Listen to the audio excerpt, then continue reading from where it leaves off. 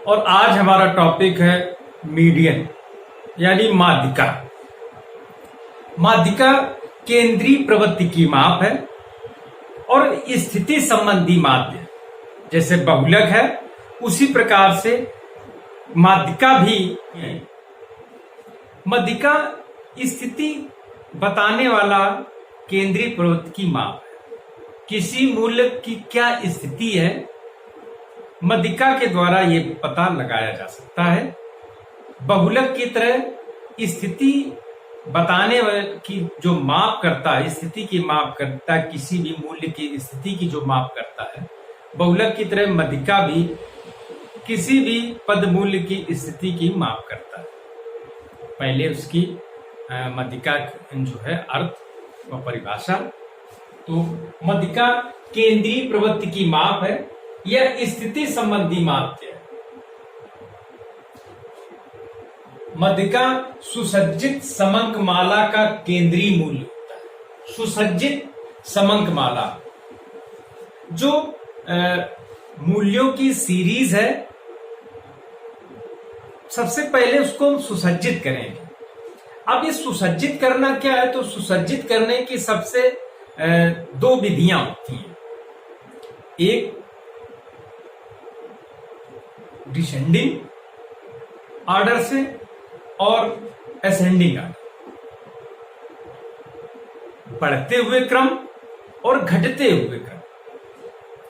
माध्यिका व्यक्तिगत श्रेणी में इसी प्रकार से निकाली जाती है। सबसे पहले हम जो समंक माला दी गई है उसको यदि बढ़ते हुए क्रम में रख रहे हैं तो 1 2 3 4 5 6 इस प्रकार से मूल्य जो है बढ़ते हुए हैं, उसमें हम पहले उस सीरीज को जो है सजा लेंगे।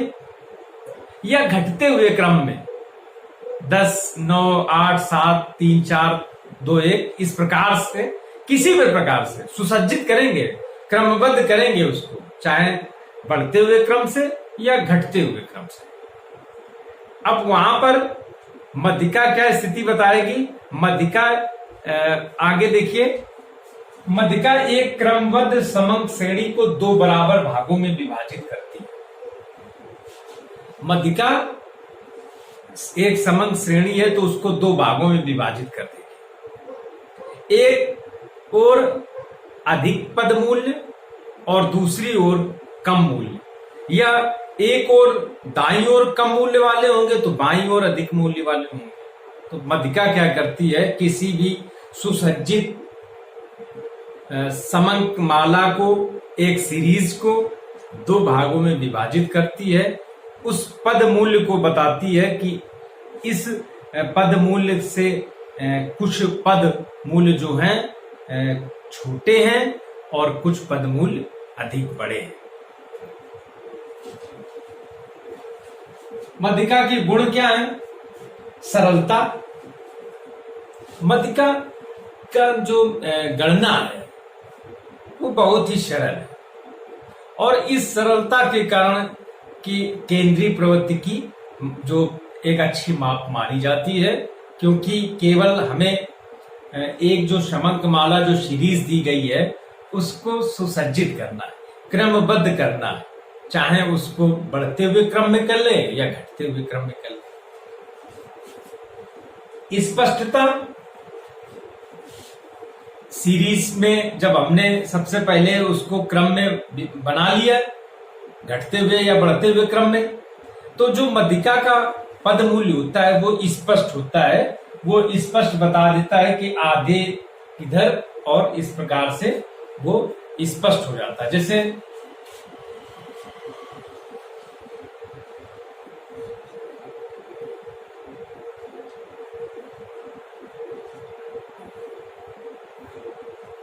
तो माध्यिका ये बता देता है कि कुछ पद मूल्य जो हैं वो उससे छोटे हैं और कुछ पद मूल्य, तो बीच की स्थिति केंद्रीय प्रवृत्ति की माप है तो सेंटर में ही होगा, तो ये स्थिति को स्पष्ट कर देता है।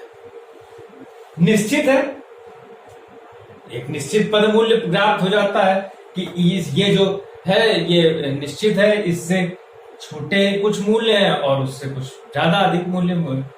चरम मूल्यों चरम जो मार्ग होते हैं, चरम मूल्यों का इस पर सबसे छोटा प्रभाव पड़ता है।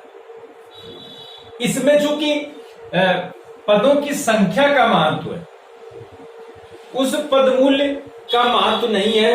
यदि एक श्रृंखला है 2 4 क्रमबद्ध है, ये 10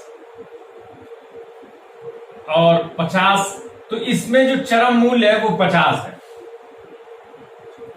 अब किंतु मध्यिका क्या है, मध्यिका ये 8 है, तो मध्यिका में चरम मूल्यों का प्रभाव न्यूनतम होता है।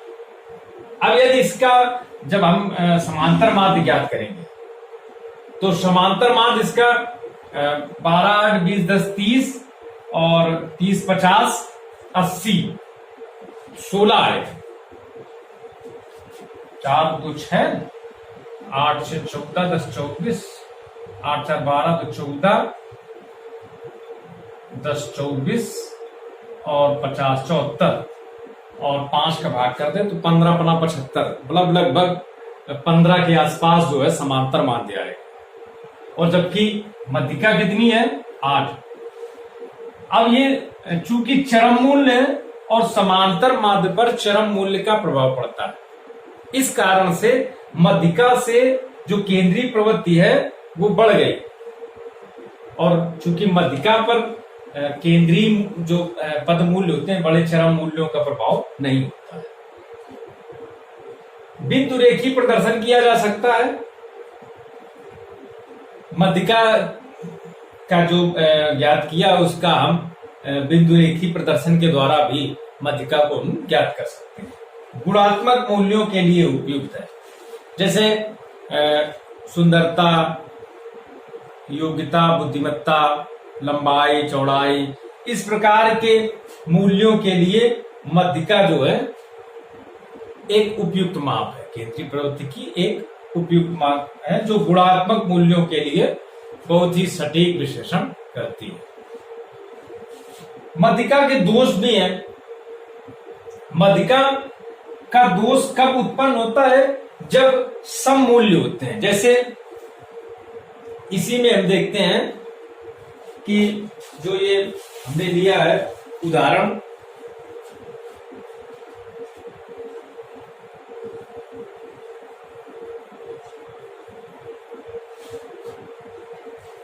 जब विषम मूल्य विषम है 2 8 10 15 और 25, तो यहां पर तो स्पष्ट है ये मध्यिका का मूल्य कितना है 10, किंतु ये तो विषम है, विषम में ये स्थिति हो गई। किंतु जब सम आ जाती है संख्याएं, जैसे 2 8 10 15 25 और 30, अब मध्यिका ज्ञात करना थोड़ा कठिन हो जाता है। तो इस कारण से मध्यिका का मान जो होगा, अब देखो यहां पर क्या स्थिति है कि 6 मूल्य हैं और 2 अगर इधर निकाल दो, 2 इधर निकाल दो, तो मध्यिका इन दोनों के बीच में हो। अब यहां पर ये 10 और 15 के बीच में कोई पद मूल्य आएगा जो मध्यिका हो। तो इसमें एक ये दोष क्या है कि ये अनिश्चित हो जाता है। कब स्थिति हो जाती है, जब मूल्य सम होते हैं। चरम मूल्य की उपेक्षा कर देता है। अब चूंकि उसके पहले ही हमने देखा था कि चरम मूल्य पर इस पर कोई प्रभाव नहीं पड़ता है, बीजगणितीय विवेचना नहीं हो सकती है।